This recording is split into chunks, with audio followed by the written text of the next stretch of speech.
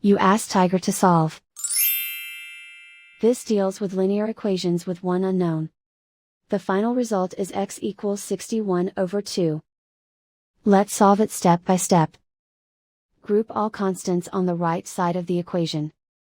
Add 71 over 4 to both sides. Combine the fractions. Combine the numerators.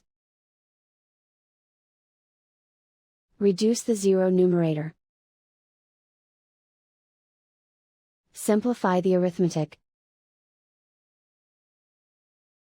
Combine the fractions. Combine the numerators. Find the greatest common factor of the numerator and denominator.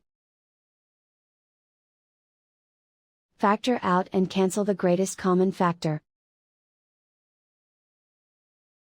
And so the final result is x equals 61 over 2.